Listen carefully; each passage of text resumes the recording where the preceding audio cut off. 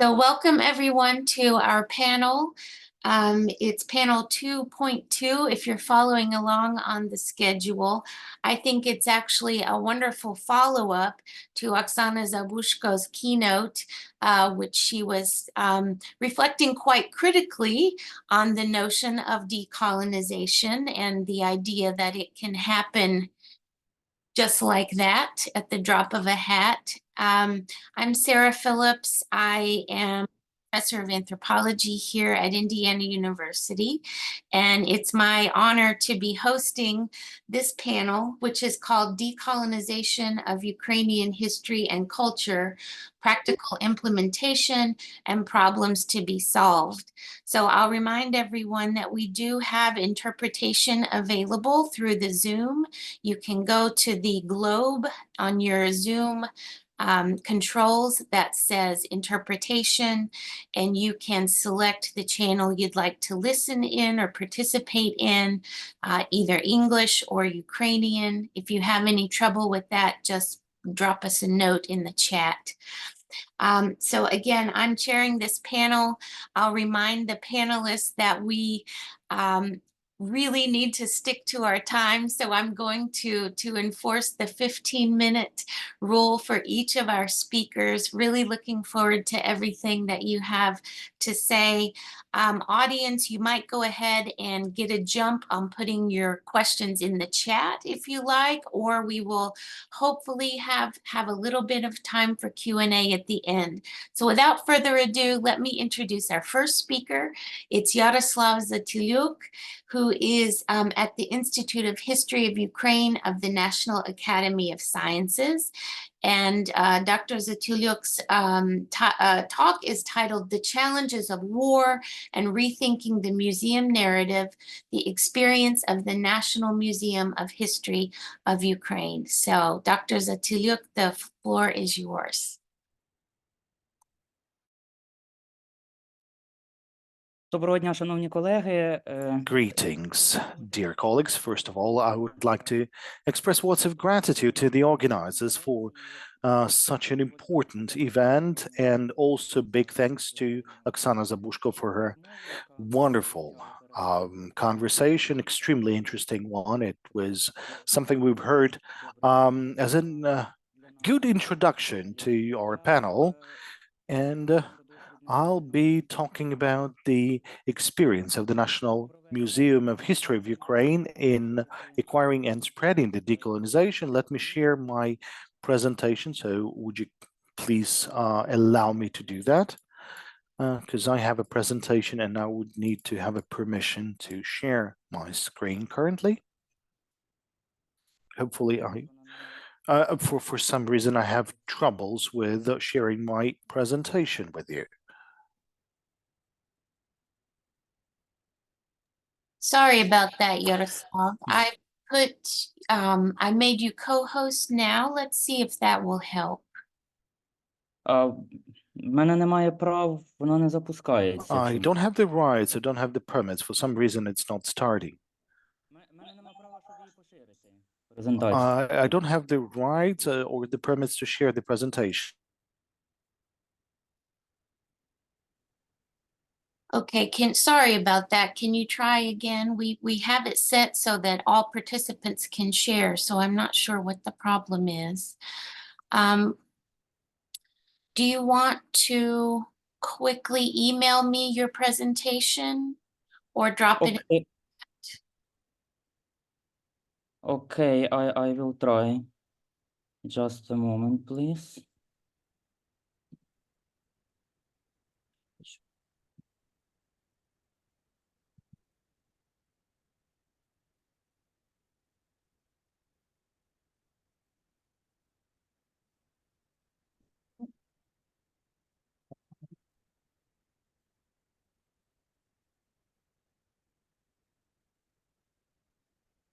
Apologies, everyone, for the technical difficulty. We'll get it sorted out quickly, I hope.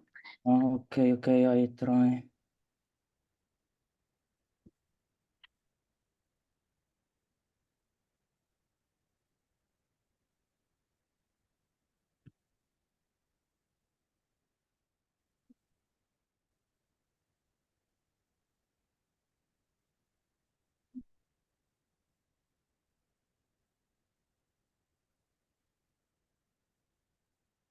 Не розумію, що ти робиш. Я не знаю, чим розібратися. Я не знаю, що ти робиш. Я не розумію, чим ти відповідаєш на що.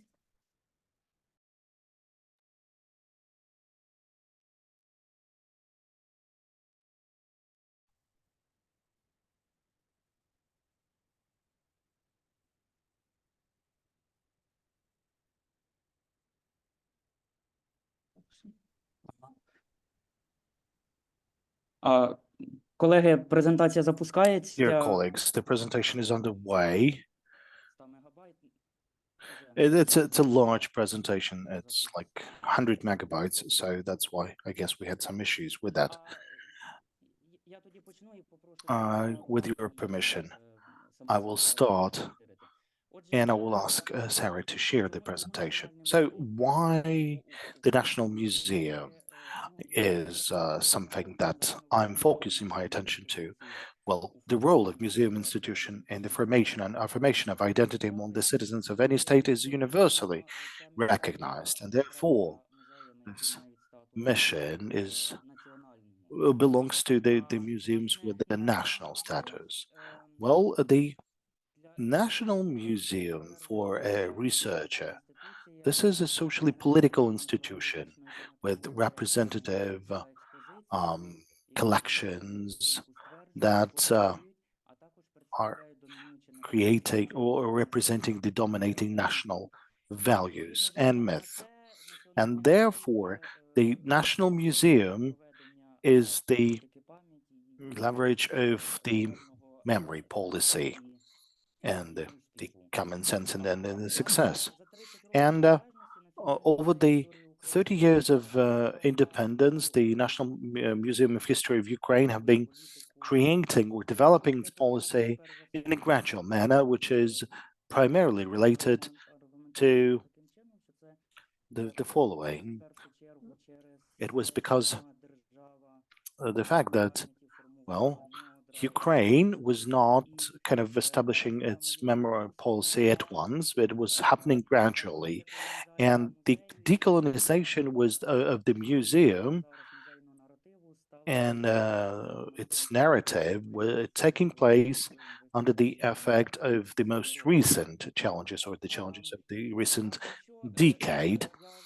And what I've declared under the notion of museum narrative, this is something that I use in the way of representing the past with artifacts, with the text. And it could be informational stands, it could be oral explanations of the guides, or this is the way we talk about the past, which is taking place in the Wall of Museum by combining the text and artifacts. And the very conversation about the past is expressed by the demands of the society, and it's somehow amended by the national policy of the memory. Sarah, I've sent you the presentation, hopefully you can share it. Кілька таких ознайомчих. So, a couple of moments which can get you to know with the topic. The museum itself, the National Museum of History of Ukraine, is representing the collections of more than 900,000 artifacts, which are connected with all the periods of Ukrainian history. So the museum has every opportunity to form a coherent museum narrative of the entire history of Ukraine. The history of the museum is 125 years. It started its activity, in fact, during the Empire times, in the beginning of the 20th century. It started as a city museum, at least it was its official, I would say, significance or assignment, but the employees of the museum, with the director at the head, were creating the museum which would represent the collections and artifacts connected with all the spaces and areas of the country. So, during the Ukrainian Revolution 1917, it's not a coincidence that the Museum of Kyiv has become the national one.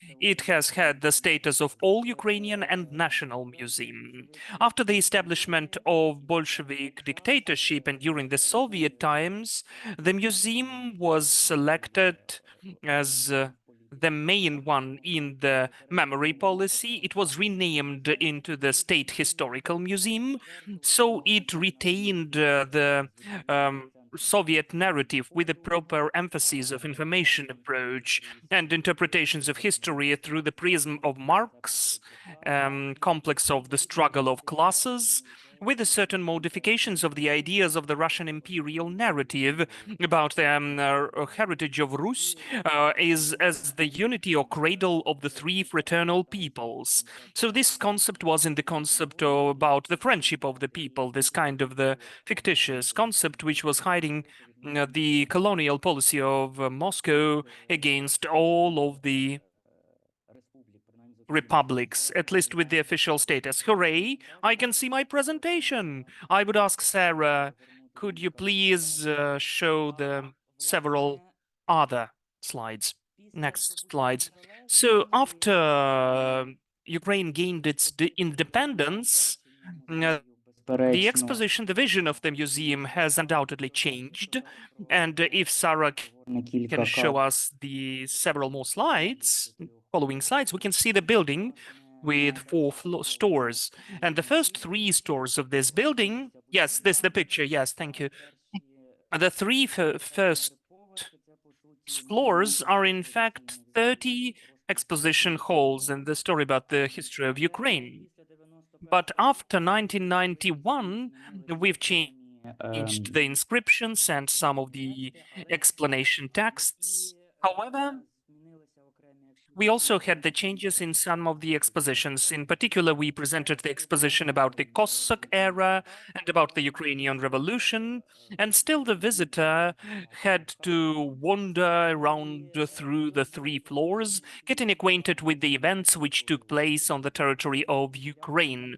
So, with a formulated idea of the history, that the sense of history of Ukraine is the fight for getting a statehood.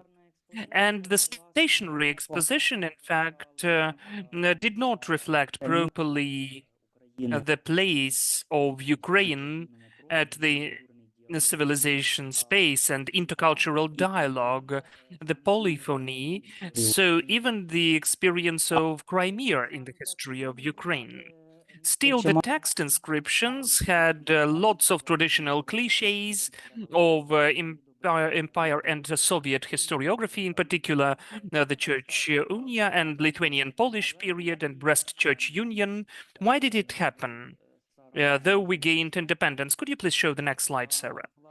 So, first and foremost,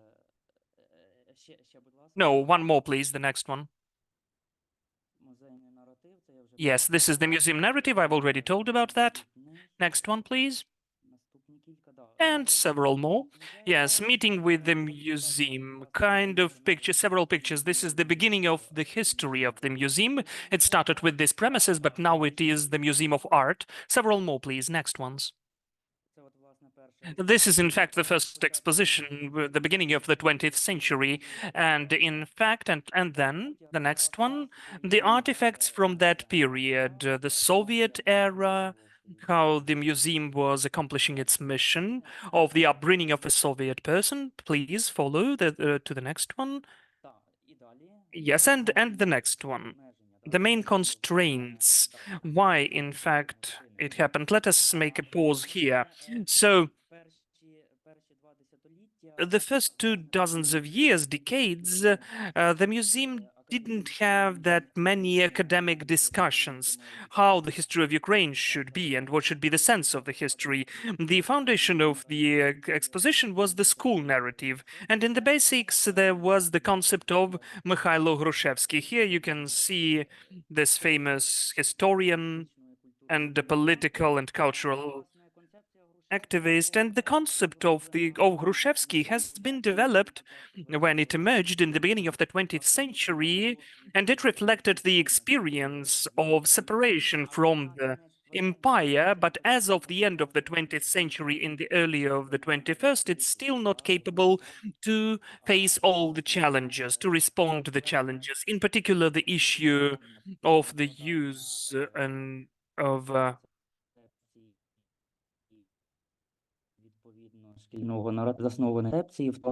school narrative. The concept does not take into account the historical characters, in particular the Union, Church Union concept and their projects of the 18th century. It does not take into account several communities in the formation of Ukrainian historical identity. It also fails to clarify the place of Crimea and the Crimean Tatars.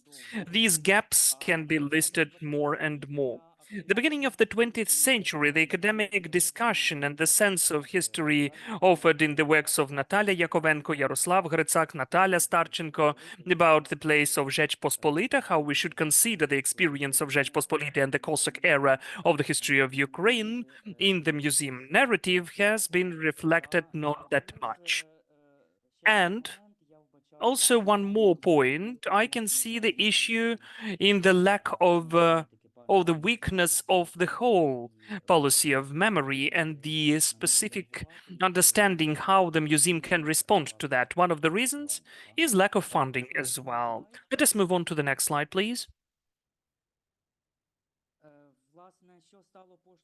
So what has become the push for change? I was trying the next one, please. I was trying to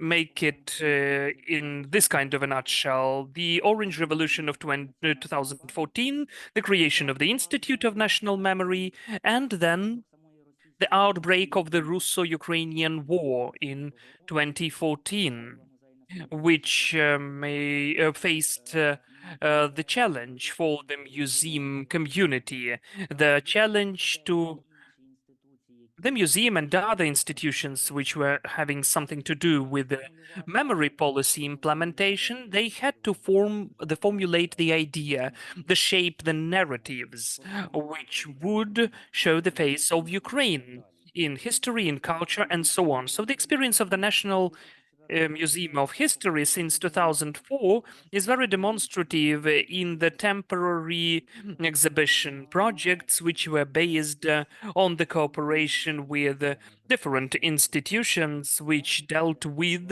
memory policy, in particular the National Museum of Memory and the archive and library institutions and the academic ones, and also in the museum community they had the academic representatives and employees of the university. So this allowed to make the museum as the generation place for the new views how to present Ukrainian history. The full-scale aggression of 2022 made the Museum of National History pushed to the integration of the new exposition ideas and new senses, some of the characters and plots of the history which can be compared with the practices of decolonization and which in fact can be presented discussing the changes in the museum narrative. Could you please show several more slides? For this one, for instance, just several exhibition projects before the war, we had the Battle of Khotyn and the fate of Central Eastern Europe, an attempt to show this event not only as the Cossack deed, but an intercultural dialogue. You can see, in fact, on the picture, the interpretation of the European and Osmanian history. The next slide, please. This is the presentation of different participants and sides, and an attempt to hear different sides, what was the place for each of these sides for this event. The next one, please. The same, connected with Khotyn War. Those are the participants. Let us have a pause here. So, in fact, the full-scale aggression of the 24th of February 2022 made the Central Museum and other museums facing serious challenges. The disassembling of the main exposition and the attempt to save the cultural and national legacy was one of the important points, especially the evacuation of valuable artifacts from Kyiv. We need to mention that under such situation and these circumstances, the main and other museums were left alone. And even today, after the 2 years of the war, we do not see a single attempt how to analyze the failure of the evacuation measures. We don't have a single plan or the mechanism to save cultural heritage. We did not define the role and status of the museum, and still we do not have the overall strategy of the management of culture under the conditions of war. Still, the employees of the museum see in that a certain attempt to reformat the museum narrative. For instance, the first exhibition in the museum since the beginning of the aggression was organized in the end of the May, the invasion Kyiv shot. It shows the threat, the challenge, the hazard, and this neo-colonialism from Russia. To the right, you can see the texts which were found at the Russian soldiers, how they should conduct conversations with the local population, as it is formulated here. And those conversations should be like, we are Ukrainians and Russians, we are inseparable. Why are we inseparable? Because we have Orthodox heritage and we have nothing to share, to divide. So this colonial exhibition is a kind of a challenge, a signal, and the reflection what we all faced. The next slide, please. Yaroslav, I hate to interrupt you, but can you wrap up? We're at our time. Окей, да, власне, Yes. Well, at least I'll mention the key points. The museum has shaped how the museum narrative should look like after the war, and obviously it's important for the debates. First and foremost, we say that Ukraine is a place as a contact zone of interaction of different communities and cultures. And so the new exposition of the museum should reflect the biography of Ukraine from the ancient times till modern times, which are reflected in different communities. So what's the phenomenon of the Ukrainian culture and history? First of all, how different identities, either of Kiev and Rus times or Rzeczpospolita times, have been transformed into Ukrainian ones. So what's the identity of the Ukrainian, Lithuanian, Polish, Jewish, Moscow, and Tatar worlds? And how the modern world war is impacting strengthening of Ukraine and self-understanding of the citizens. Next slide, please.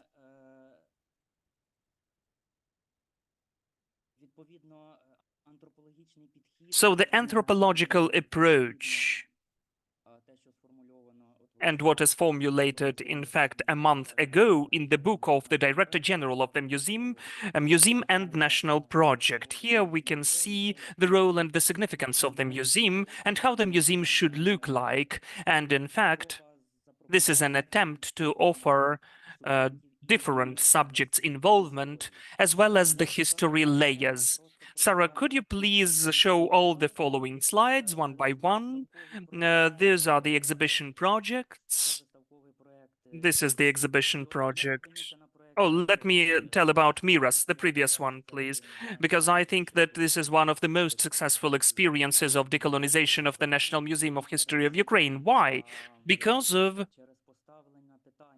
the question posed, the idea of the exhibition that the Ukrainians and the Crimean Tatars are united by colonial experience. And in this interpretation, the Crimean Tatars can be compared with the Ukrainians because their fate is connected with Crimea, linked to Crimea and the northern Black Sea region. This exhibition is an attempt to show the traditional culture of this community, that it is not a kind of a fragment, it is a separate identity. and an identity which is connected also with the common colonial experience as the whole Ukraine, the cultural and historical heritage of which is appropriated by Russia. And I will not waste your time. I do apologize for taking too much time with my presentation because it did not launch. Let me make a conclusion. The transformation of the Ukrainian museum narrative within the country's main museum has been a rather lengthy process. This happened due to the lack of direct and clear requests from both government policy and public expectations. The Russo-Ukrainian War was perhaps the main catalyst. The transformation of the museum's narrative itself was manifested in the implementation gradually for the temporary exhibition projects, which result from the museum's cooperation with institutions of various profiles that are somehow involved in the formation and implementation of cultural policy. So the main emphasis of the updated museum narrative in the version of the country's main museum is the introduction of an anthropological approach and the coverage of various historical actors or groups of historical actors outside the traditional political discourse. Certainly, under the current conditions, the National Museum of History of Ukraine can no longer promote the narrative of a single ethnic community as the history of the whole country. It is time to think about a much more inclusive and polyphonic portrayal of the country's history in one of its major museums. The very nature of the transformation of the museum narrative over the past 2 years of war testifies to the meaning and dynamics of decolonization in the Ukrainian museum space. Thank you for your attention. I do apologize for being chaotic.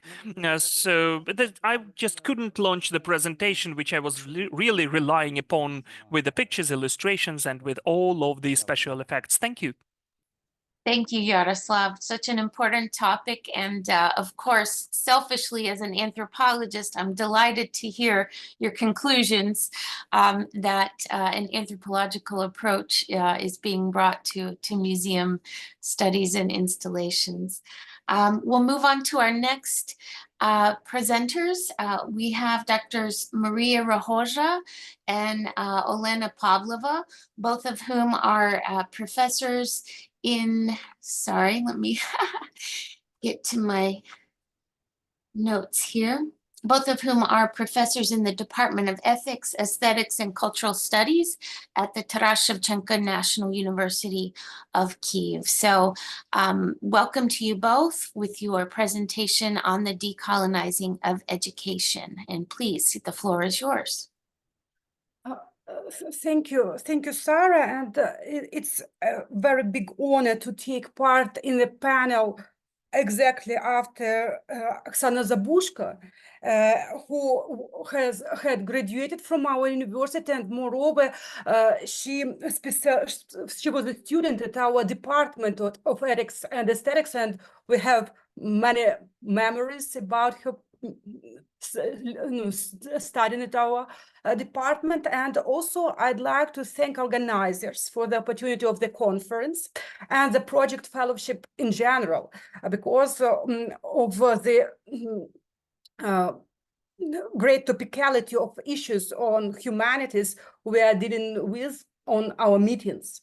And one of the most actual topics of the current conference, as I see, is decolonization. And let us introduce our research of memes in dimension of decolonizing of education with my colleague from my Department of Ethics and Aesthetics and Cultural Studies, Professor Olena Pavlova, as we are dealing with the course of visual anthropology, where internet memes are the part of our main focus.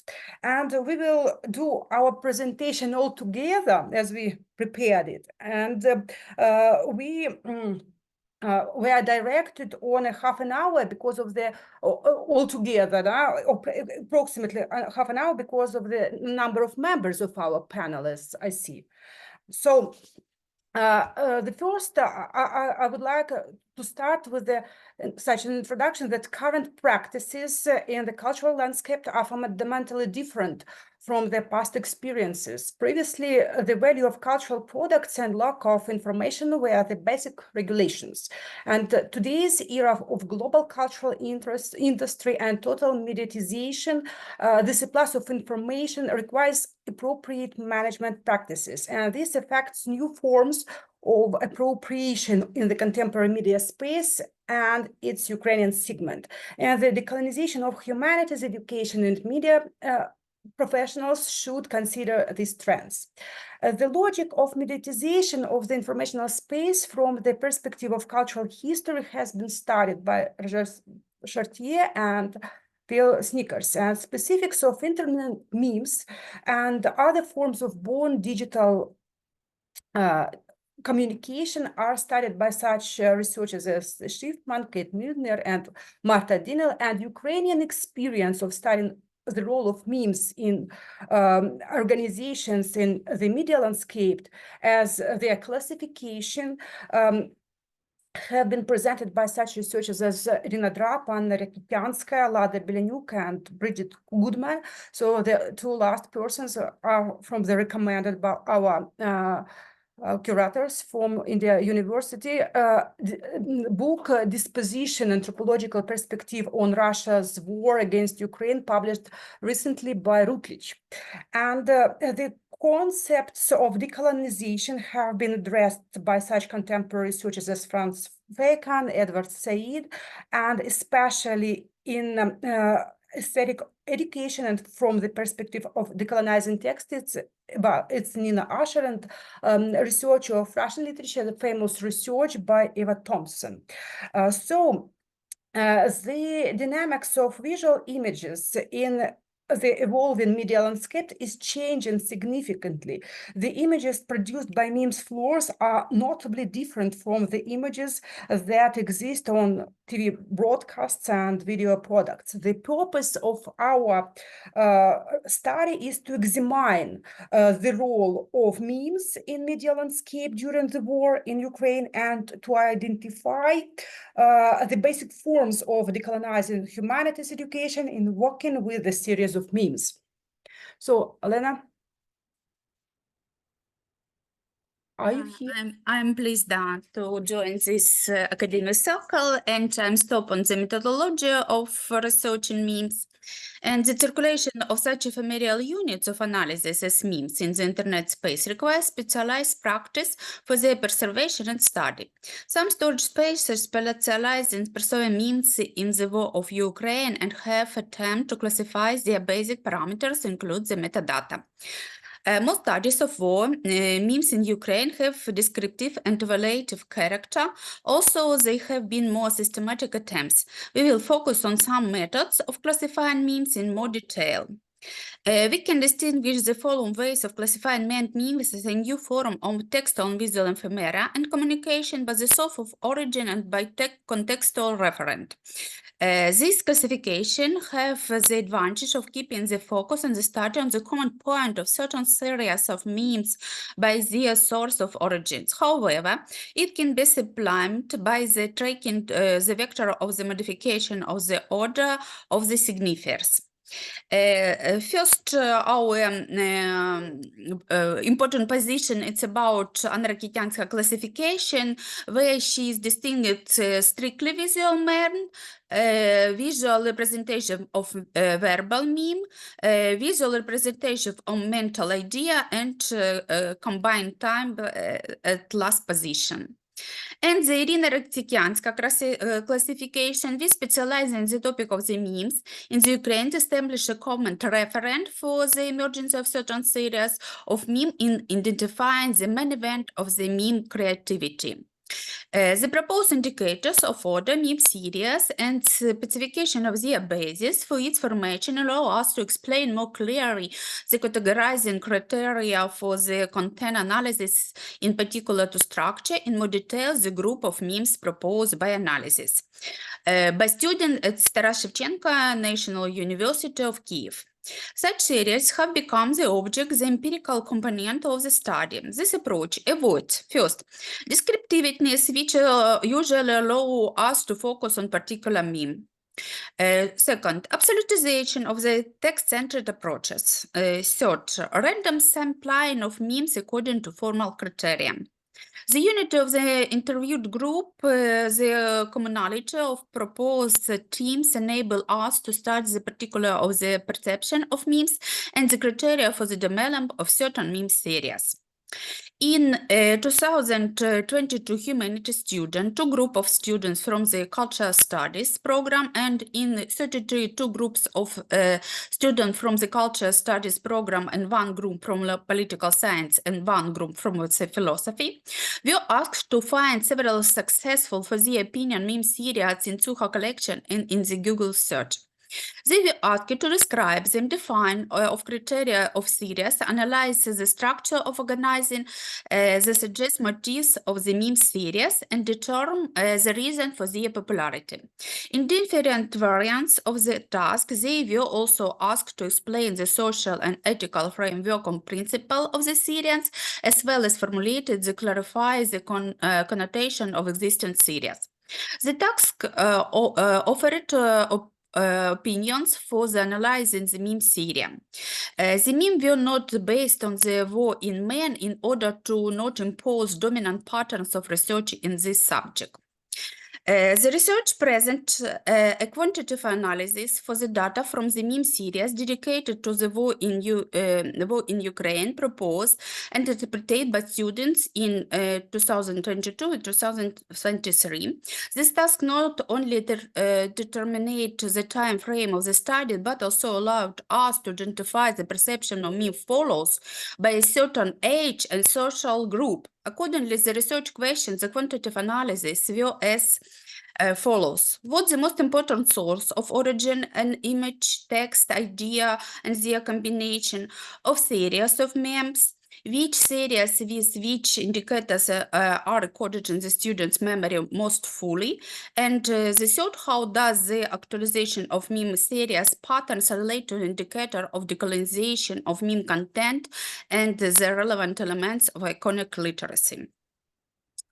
Coded concept units were posted by the classifying internet memes by their source of origin proposed by Anna Rikitianska. In addition, this classification was in accordance with the period of events referred by year, group of memes related to the events in different years with the criterion of their success and impact of Ukrainian audience of the student choices. Thus, the distribution of the most frequently mentioned themes is structured on the basis of the qualification code and categories. Table 1.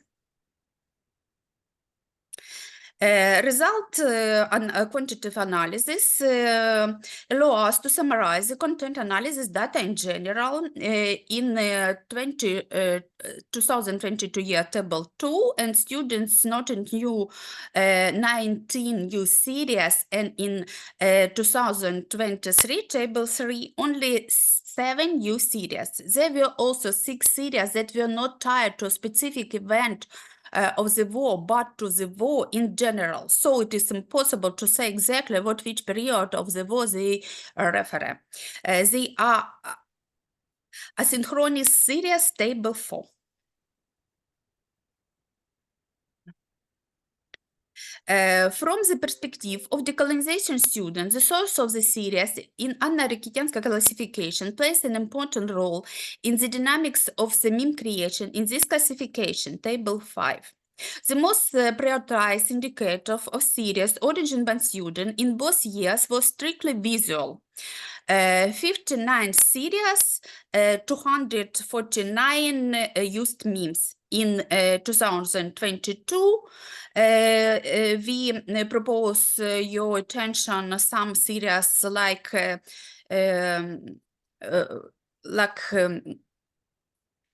in such case, even the most frequently used category available, for instance, 2-3 weeks and another series of this year. A significant contribution to the record of meme series with the largest number of memes was made by the cartoon series, which not only had a verbal basis but also had a complex multimodal language game. The latter significantly increased the success of the topic. 16 episodes out 44 records in the 2022.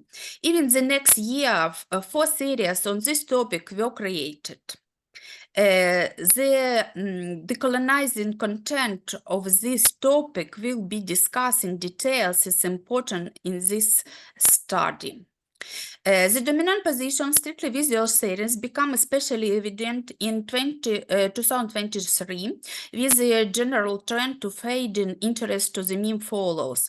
The strictly visual criterion does not decrease significantly, while the verbal criterion show us almost decreasing.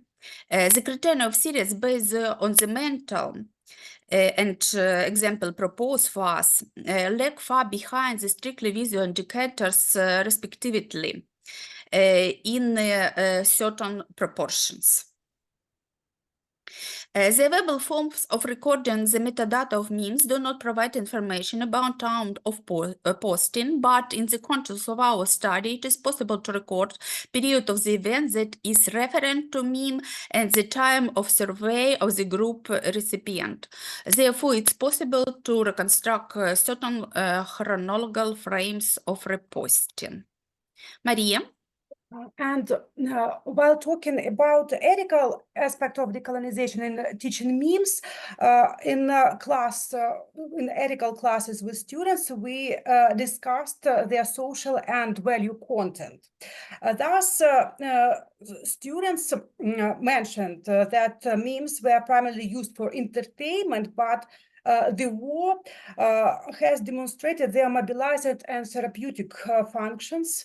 The mobilizing function was the first to occur. So we can say that when safety as a basic good is violated, memes play mobilizing and therapeutic roles.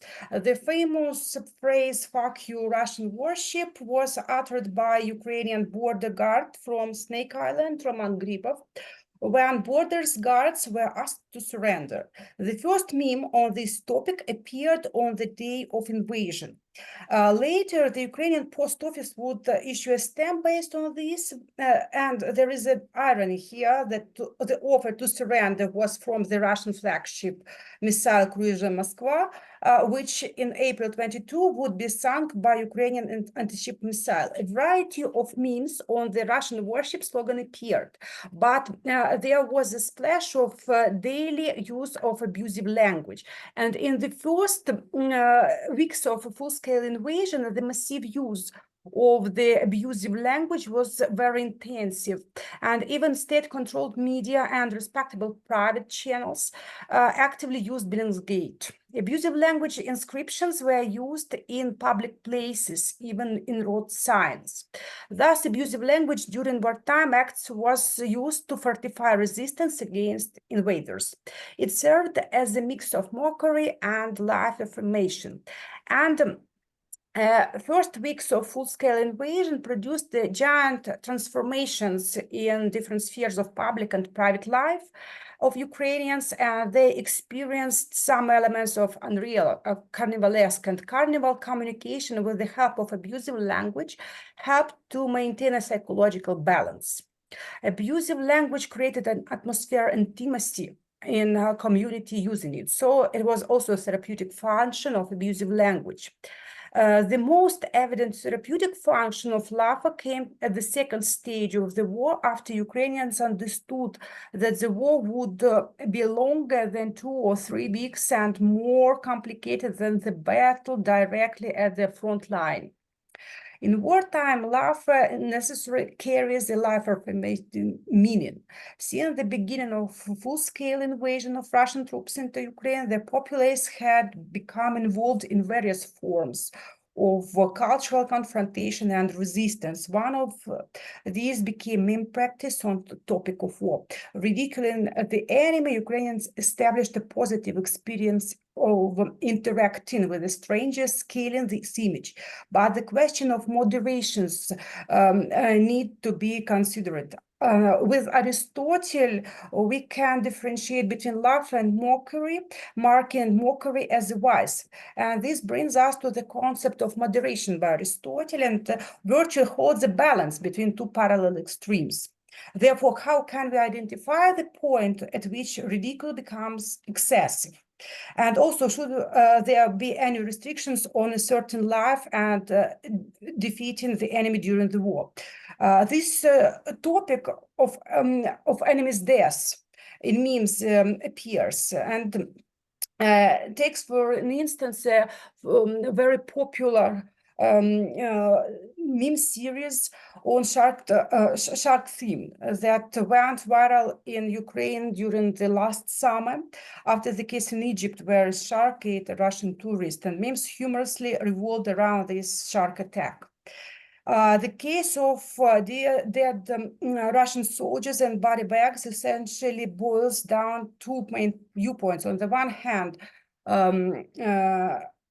in times of war, any measures that boost national morale could be considered acceptable. On the other hand, the cultural tradition of non-respect and fallen enemies' body publicly prevails. And this represents the cultural tradition, the cultural trend in Western civilization, where dead Russians in black body bags memes are seen as ethically questionable. On the other hand, we do not observe any public derision towards the body of a fallen enemy here. The hypothetical body of the enemy is obscured by a black bag. In other words, while the bag exists, the body does not, especially given that all labels on these bags are generated by a specific computer program. Our disregard for morally inappropriate behavior aligns with the life's carnivalization, an idea referred to by Umberto Eco as a carnivalization of morals. This concept blurs the line between reality and entertainment. And also, it's difficult to overestimate tradition of Ukrainian laughter, of Ukrainian humor, and such consideration is rather relevant to judgments regarding dead Russians in black body bags memes. Olena? This is Sarah speaking. I'll let you know you have about 5 minutes. Oh, okay. So then we can demonstrate that the specifics of decolonizing texts. Olena, your few words, and then we'll show these examples of decolonizing text. We have a lot of issues to discuss and stop only several points. And the first, what we want to discuss, that the most previous strategy of decolonizing was to working with text and the Western culture way to dominate by the words and words like Louisa to self-formulate. But the contemporary digital environment has modes of functioning that have long beyond the hierarchy of classical practice dominated, but alphabet and reading and the printing tests and the agent of changing this cultural space. Nowadays, text and discursive practice are not only dominate, but even mediatize the cultural project. The task of the visual narrative of meme series is not to document event, and in this way it's the way to transform of decolonizing discourse, but to coordinate the emotional reaction. The content analysis confirms the general tendency of shifting basic practice of perception, memorizing from the linguistic dimension of the image practice to the from the text one.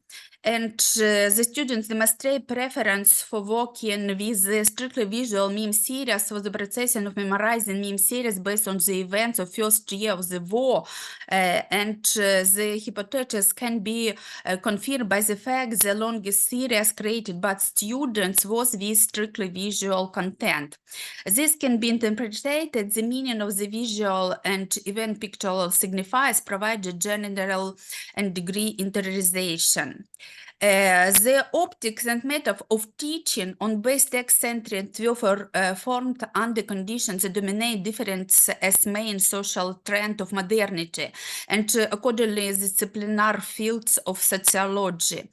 Nowadays, literary culture is changed, and we propose how to work with iconic literacy and the way of their teaching.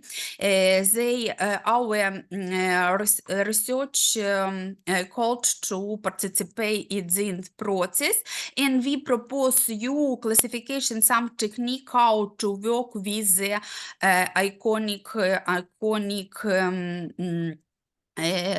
practice and their literacy. Mariya?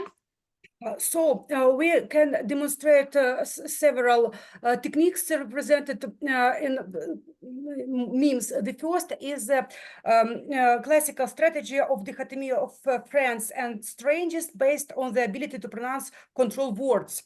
It's a biblical phrase in Shibboleth. For Ukrainians, it's a word "palyanytsia." And differences in pronunciation in Ukrainian and Russian, and specifics of pronouncing soft sounds l and t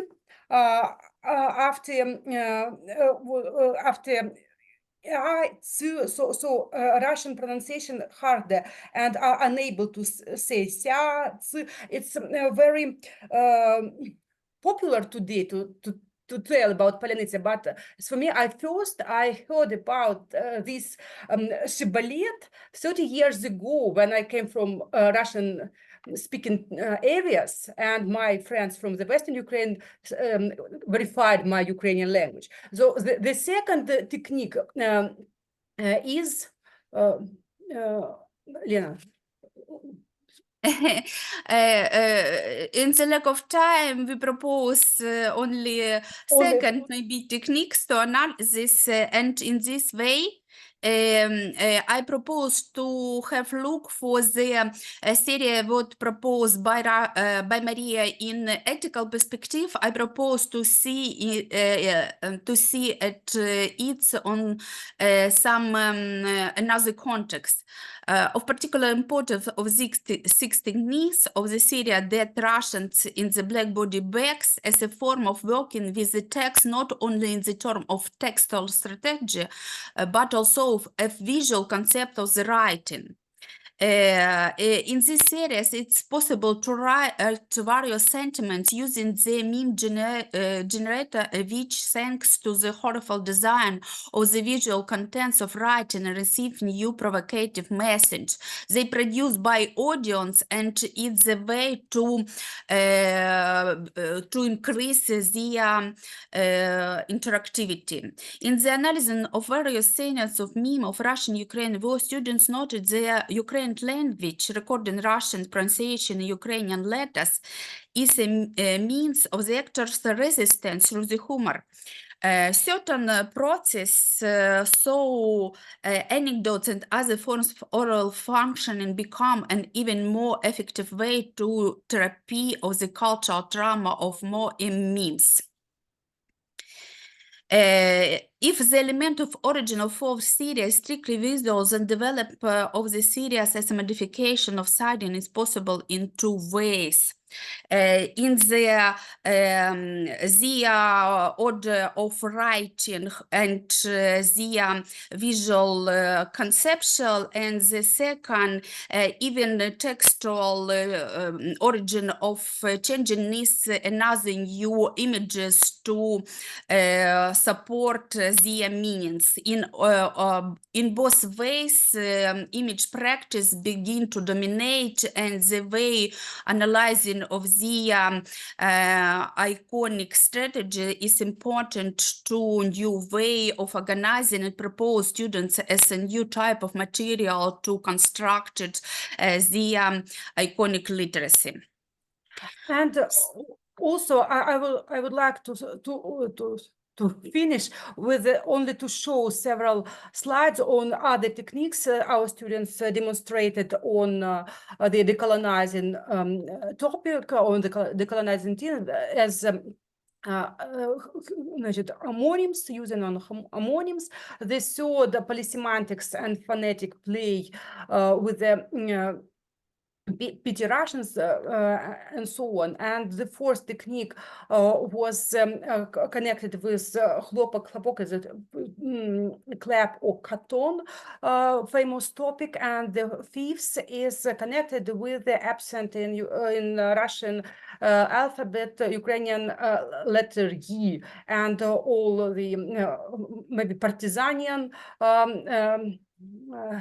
movement, partisan movement using as a symbol of Ukrainian resistance in occupied territories, and also monuments and bas reliefs in Taras Shevchenko National University. We can see this letter, and maybe that's all because of the absence of time. Thank you very much. Thank you so much, Mariya, Olena, for this wonderful presentation. And we'll turn now to our third speaker, Dr. Mariya Zubrytska, from the Ivan Franko National University of Lviv. Pani Mariya, we're looking forward to your talk.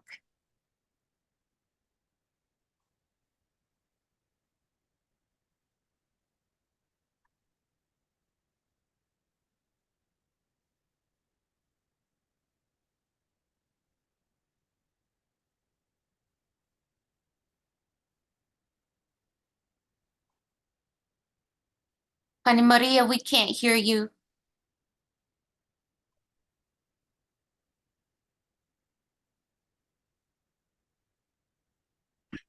In my paper, I would like to raise a very important, to my mind,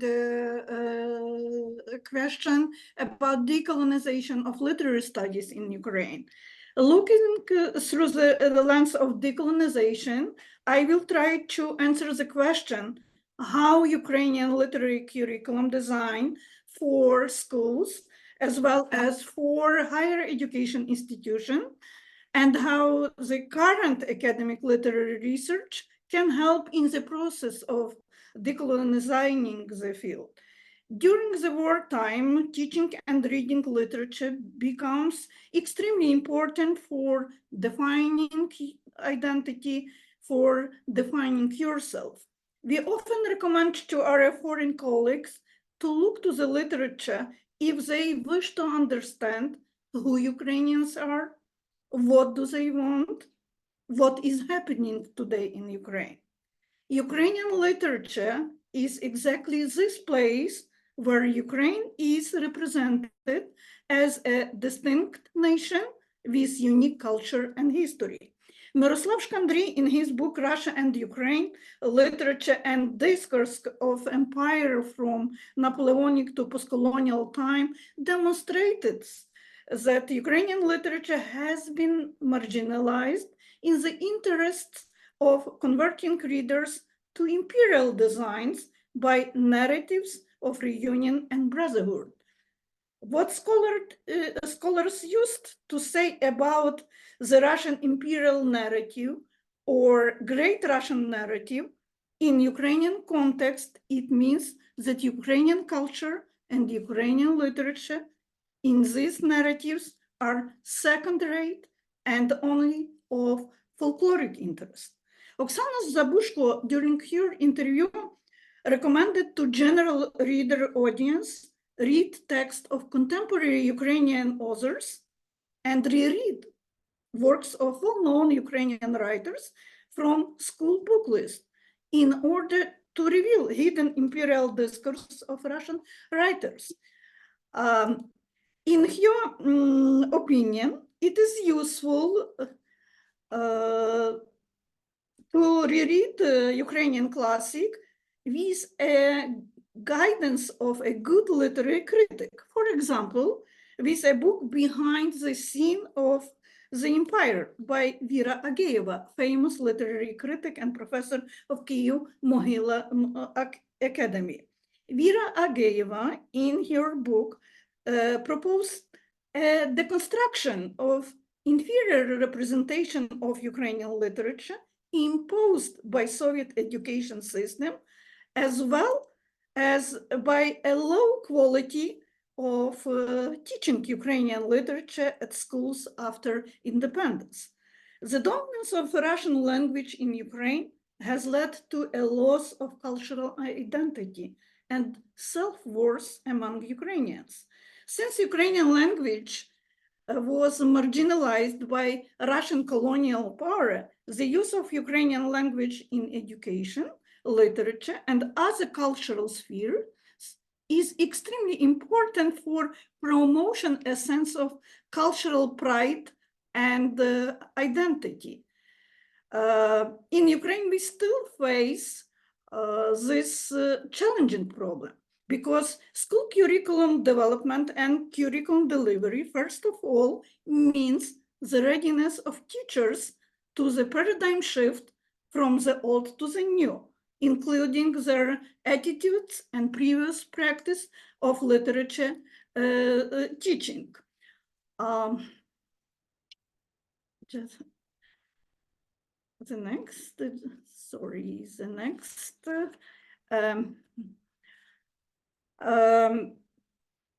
Soviet education learning materials and practice of teaching world literature at Ukrainian schools was based on Russian translation instead of Ukrainian, as a way to make students associate the Russian language and culture with the world, because Russian was the key to open the world. Even during 30 years of Ukrainian independence, we were not able to get rid of this Russian imperialist discourse. In Ukraine, everyone knows that traditional textbooks traditional textbooks are expensive, quickly outdated, and may offer biased and limited viewpoints. School textbook can become a crutch, rigidly limiting teachers' ability to create a rich learning experience with primary documents and other resources. You see a textbook, Ukrainian textbook of world literature for high school level, published in 2018.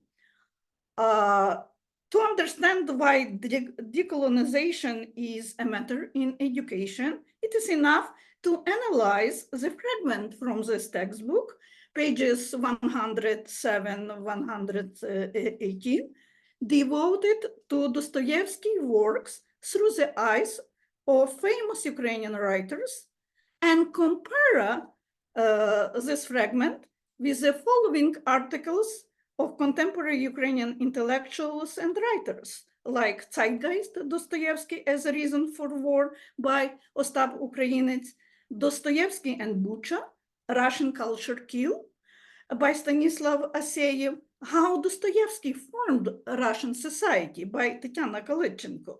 These articles were published on the website of Ukrainian Institute at the very beginning of Russian brutal aggression as an appeal to the international academic community to refuse from uncritical treatment of Russian culture and literature as one of the factors that enable the ongoing war.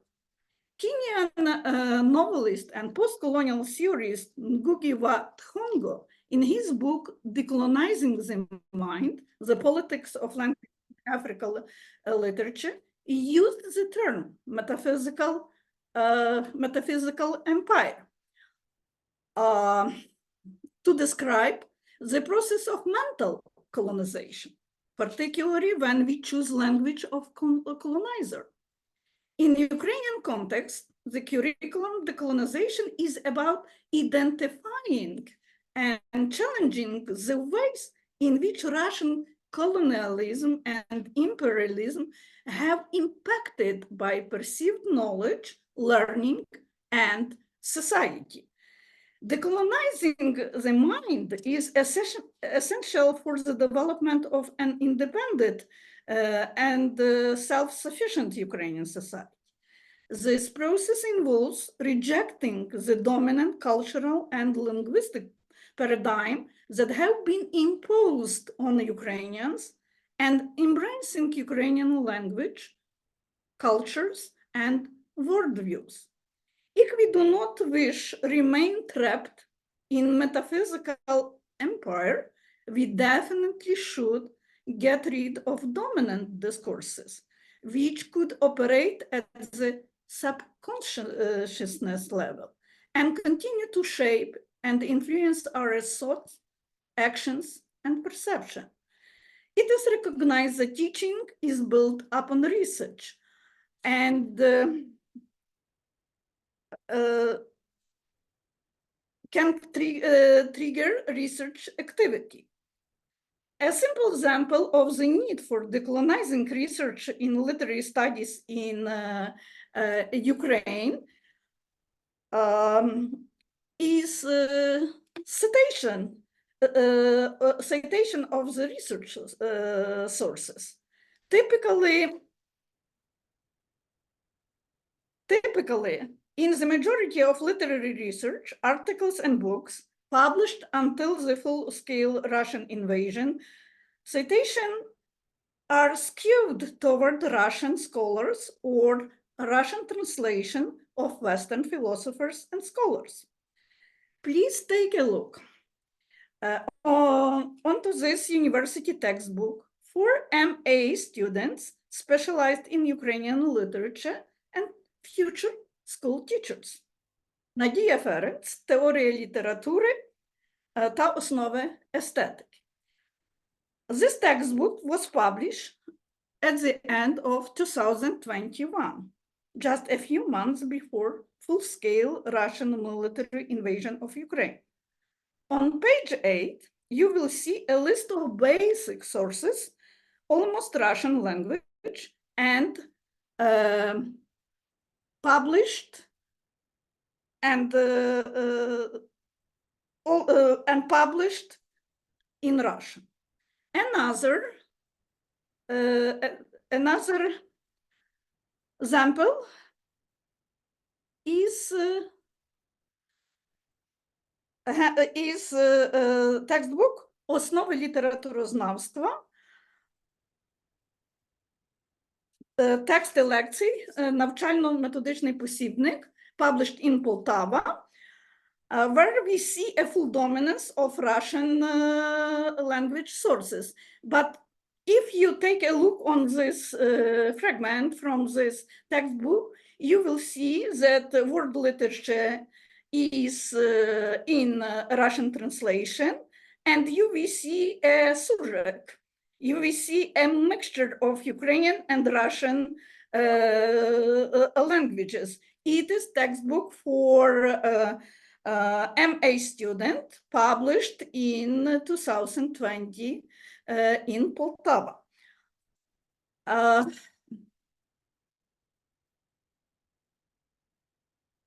If decolonization, Olga Homilko in her article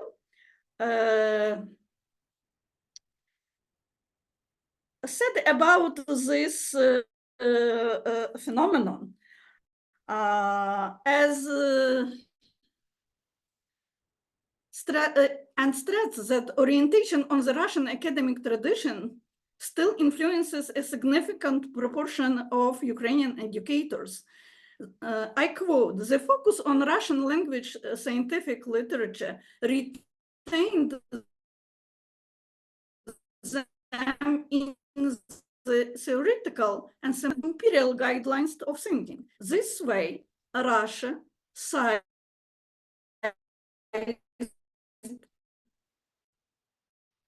the monopoly of Ukraine. If decolonization refers to something that is outside, healing reference to something that is defeated us from inside. And some Ukrainian intellectuals are talking about the self-decolonization as a sort of psychological catharsis. I mean, Mariya she is a famous blogger, and she talk a lot about decolonization, individual level of decolonization as the first step in the process of institutional decolonization. The demand for the decolonization of literary curriculum design, its aim, and content and delivery are not new, but today they have a great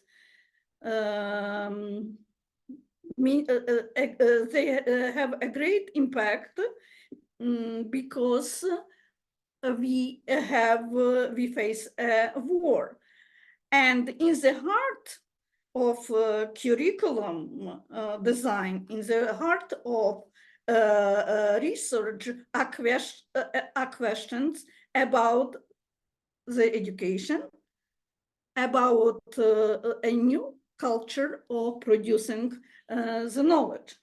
In fact, decolonizing efforts need to encompass all relevant disciplines, particularly in the humanity.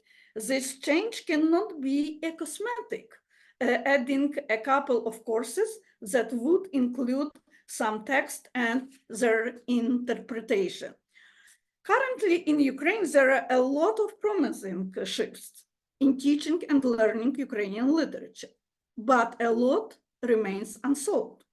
At the end of my speech, I would like to illustrate the use of visual arts in Ukrainian literature teaching as effective educational apps to the textbooks, which could do a very good job at reinforcing information and telling students background information about the topic, much of what is absent in textbook. Below are online resources on the lesson topic, the executed Renaissance, розстріляне відродження for 11 grades. And the last link is a fresh project, Mur, the Romantica, which has sparked heated debate in Ukrainian social media and divided opinion. And it is good, because we started to discuss how a new generation of Ukrainian textbook on Ukrainian literature and world literature should alike. Process of decolonizing literary curriculum and research in Ukraine is timely and necessary, but it will take a lot of time and efforts to overcome institutional inertia at schools and universities. It is as well will require not only a number of very difficult discussions at all levels regarding the purpose and scope of current literary education, but critically examine academic preferences and values that derive from a colonial way of thinking and which have been and still are presented as a norm in Ukraine.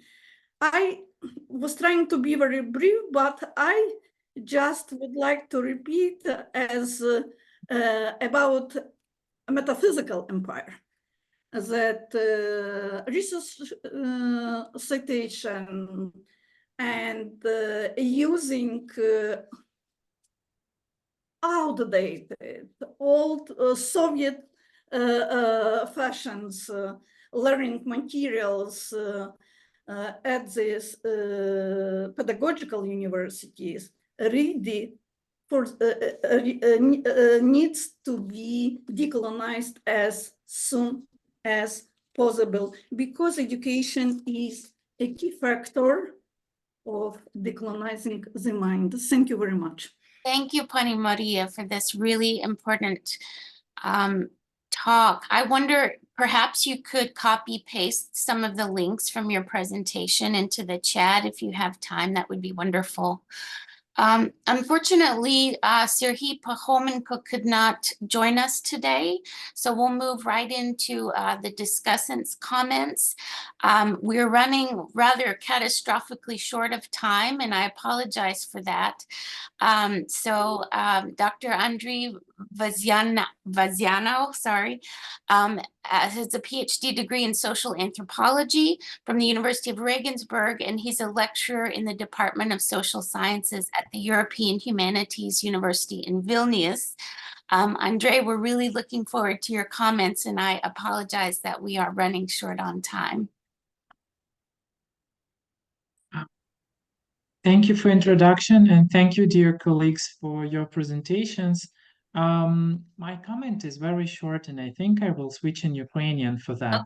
Okay, 1 second. I'm so sorry. 1 second. Pani Mariya, could you stop? Okay, stop. Okay. Thank you. There we go. Okay, pardon me. Go ahead, Andrei. Well, good. And I think for the sake of brevity, I'll switch in Ukrainian now.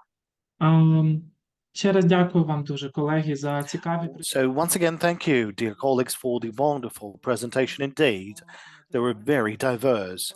So it was very hard to find something in common on all of those presentations. But what I think is evident based on what you've described today is that today we're coming to kind of a new stage of conversations or debates about the decolonization.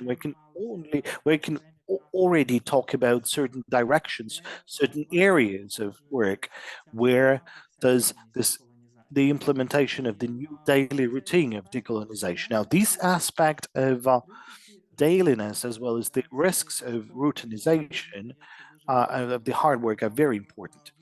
And well, you were describing the decolonization practices as something that we're starting to do on a daily basis in a very routine manner.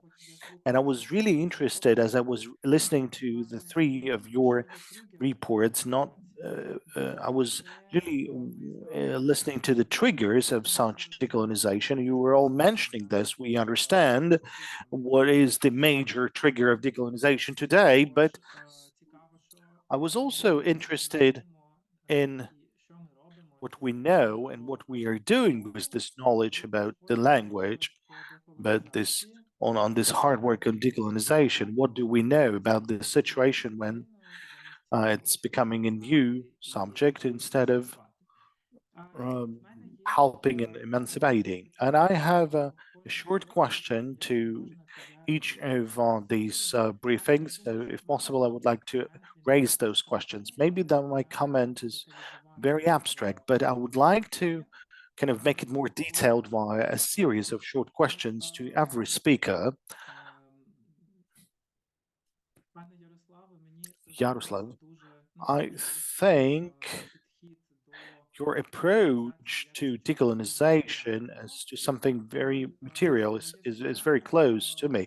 So my question is whether you consider well, in the museum that you work, whether you consider the possibility of digitalization of the museum. I'm particularly interested in this aspect because any post-colonial state, well, the state which is in the process of decolonization as well, it has to kind of represent this to agenda to kind of the external audience, so that it would be not only presented to Ukrainian audience, but surely the foreign audience would need to see that as well. Because of the war, they would be lacking the opportunities to see that. Maybe you have any vision or any strategy on the digitalization of the museum exhibitions, so that they would be able to, they would be visible to many audiences by the internet. Then I have a short question also to Mariya and Olena. And there, briefing. I was kind of following your work, and I heard a lot of briefings mentioning the material that you've provided to us. The focus has been changing here and there, but for me, I thought of came to one thing. Whenever we are talking about the MEMS, well, it's clear that they serve a sort of a therapeutic function, and I really like this approach to humor as a tool of, of deterrence, of fight. But there's another aspect very interesting, that this shibboleths and all the forms of humor connected to language are becoming that effective because the Ukrainian audience is using many languages, or multiple languages rather. So this is the circumstance that is worth thinking of. And if we would be imagining an Ukrainian audience which is kind of using only one language, just as Russians, maybe a lot of the forms of humor would not be working. And this is not the first time today that I thought about this. And my final question goes to Mariya Zubrytska. It is clear why we are saying that we need to move away from Russian narratives, particularly in the literature and literature education. So which should be the approach to the literature from the third party, from the third countries? Some of them are empires or were empires until recently in the course of the history. But maybe you have a vision on that as well. Well, as of today.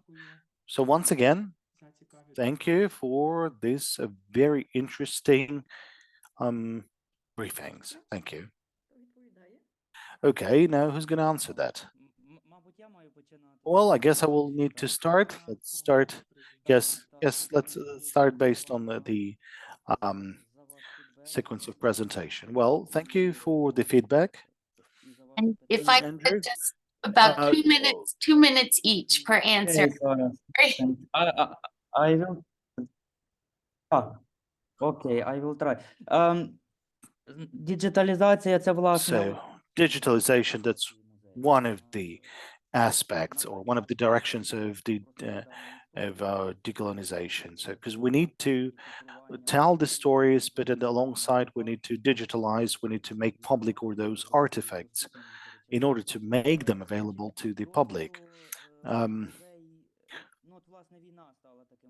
The war has become an impetus for the museum, and we started engaging in different projects. And over the last year and a half, we have this project called Google Arts, where we've there's a lot of other Ukrainian museums being engaged, and there's a digital project when part of the artifacts are being digitalized. And well, we kind of made a folder, we made attributes of that, and it's important for preserving cultural heritage in the conditions of the war. That's one thing. Making photos in digitalization, it also provides for kind of or being attributed to something, and there's a lot of artifacts that are still have not been studied properly or not being attributed properly, so it sort of prompts further studies. So it's kind of in a stage of beginning, at the stage of onset. That's just to put it in a couple of words. Want to stop our attention in that way that not only important to coherent different national language in the meme reception, but it's a new way for anthropological model which David Barton in here anthropological writing propose. We can see in all countries the change dominance of the hierarchy. In previous, the more capital literacy speech was as the close was to their writing way. And in our digital age, the writing practice begin functioning as a verbal, and in this way the image begin to suppose and propose the way to dominate this congregation emotion in equal, in a common way to support text and picture in the meme practice. In this way, we have new type of different friends and strangers by this new language between the bigger circle of the community and their way of building hierarchy. Thanks. Пане Андрію, дуже дякую за ваше запитання, надзвичайно цікаве. Andrew, thank you for this question. It's a very interesting question. Well, it's easier to teach the literature of the former empires because Oxford has published a book or textbook on decolonizing the English literature. There's already materials that could be incorporated or could be used by the Ukrainian teachers, but what's the most important is the first step, that the world literature or the foreign literature should become a mirror not only of the European literature, but the literature of other nations of the world. I mean, the Korean literature or the literature of African states or Latin American states has to be included in order to provide for a diversity. Now, that would be the first step. The next step, that would be to well, master the practices of how to teach this literature through the retrospectum of decolonization.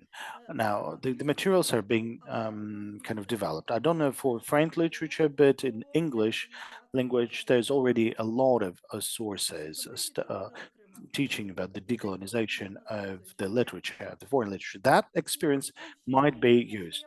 There's one more minute I would like to complement to the answer to the question of Andrew. Well, this multiple languages that the Ukrainians speak, well, that's something that goes along the specifics of our culture. With Russian, Ukrainian, and if you take the Western country, the Western part of Ukraine, there's also Hungarian, Polish, and others. But amidst this war, the language becomes a weapon, and it serves a therapeutical and mobilizational role. But you have to kind of understand the true meaning of this mobilizational role of memes currently. So it appears that memes are becoming sort of weapons, and language is becoming sort of a weapon. So language is becoming a very important weapon of decolonization. Thank you. Thank you for the answers. I think we could consider the fact that using only one language is something that could be considered as a vulnerability of the empire. I think we still had a short but fruitful discussion, and I thank you for your answers. And if no one has in the audience immediate questions, probably I'm now saying Sarah's words. Yeah, I'm sorry. It's okay, Andre. I see Olena Haleta does have a question, so we'll go for about 5 more minutes. We can give ourselves that luxury. Olena, please. Thank you so much for giving me the second chance. So thank you to our presenters for so different but so interesting presentation from different sphere. Nevertheless, I think that, yes, what I would like to say, I would like to rehabilitate in some sense also academic sphere, including universities, including museums. Oksana Zabushko gave us a really great example of German translation of the city of Podmohelny, but I would like to say several words about how this project was inspired. And it was inspired exactly from the university room. Several years ago, I was so glad to be invited to give a course of lecture about Ukrainian literature at Humboldt University in Berlin. And I also invited my colleague, Professor of History Andriy Portnov, to organize a common discussion about the city of Podmogilny, but who were really real advocates and inspires of this one translation that were our German students. They pushed the head of the department to invite Dr. Alexander Kratochvil for 2 semesters for organizing workshop for translation. And for the whole year, they have worked on this one translation. And that was how academic sphere gives some really important sources to prepare this one project.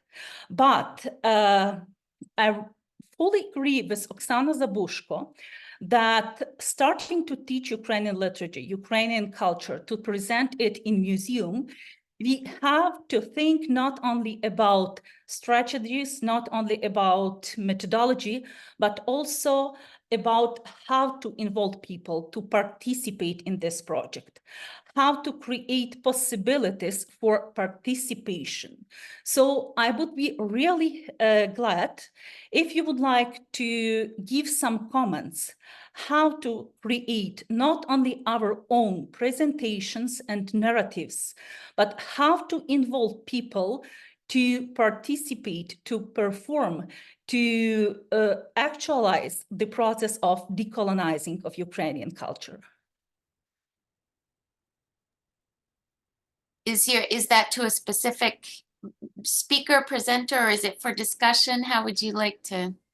Yes, I will. Yeah, I think that university courses and also museum exhibitions, so they are not like a product, but just a process to invite people from outside, yes, to create new projects, to start new projects, to advocate Ukrainian culture. So my question is, how it is also included into the new strategies, museum strategies, and university strategies? Would anyone like to offer thoughts? Yes, Yaroslav, please, and then we'll wrap up. Ага, дуже дякую. Okay, thank you so much, Olena. I would say that and the museum exposition and exhibition is already a certain reflection of the existing texts, university curricula, and so on. So the way out, how to offer some new sense and to involve the people, I can see that in the integration and communication of museum, academic, and university institutions. And thus, we can see in this cooperation the opportunity to create new senses. On the one hand, for the museum, if we speak about the museum narrative, and on the other hand, to some extent, it is the challenge for the museum community itself, because it also needs certain changes and emphasis and texts to search for senses to show them to the people later. This is the mutual process, bilateral process. So I think this would be the success formula. Thank you. I can propose in this perspective that the colonizing researcher need to propose people more instruments for their self-impression, and in this way it's of course the possibility to interact and nobody not disagree with this kind of content. We can propose new ways to produce new reaction, and in this way is so important as for me this visual concept of the text, which was in some cerebral, of course, way in the Ukrainian discourse with this dead body bags, but we can propose some positive generator memes and organizing different kind of self-expression, some settlements for people to do in a different process, not only in the space or memes panel, some channels, but in different ways. For example, to how to transfer this practice from the different cultural space to museums, memes exposition, to organizing and improving some interactive moment of the internet channels and meme panels. In this way, we can propose new ways to solve suspicion, and decolonizing was the common moment of this movement. Thanks. Thank you so much to all of our presenters and our wonderful discussant and audience members. I'm afraid we need to move on to our next panel, but clearly this is a discussion that will continue. And I know we're all looking forward to thinking more deeply about these important issues. So with that, I will stop the recording of this